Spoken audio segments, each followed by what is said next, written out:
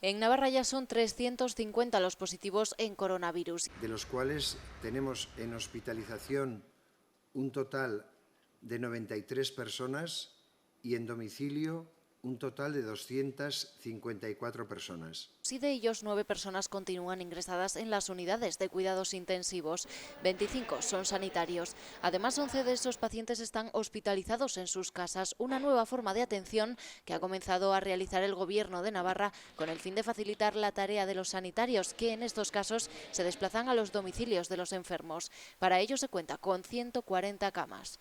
3 de cada 4 pacientes en Navarra están en atención domiciliaria en sus casas. Es algo que queremos potenciar desde Navarra y desde el Departamento de Salud porque nos parece importante que cuando la situación clínica lo permita, estas personas, estos enfermos, sean atendidos en su propio domicilio. A estos contagiados, los más leves, se les realiza el seguimiento vía el centro de salud y por llamada telefónica diaria. Y otro dato, a 3 pacientes ya se les ha dado el alta. Desde Salud mandan un mensaje a los inmigrantes residentes en la comunidad foral. Todos estos días ha circulado, nos consta, una inquietud entre los grupos y colectivos de inmigrantes con respecto a qué va a pasar con ellos y el coronavirus.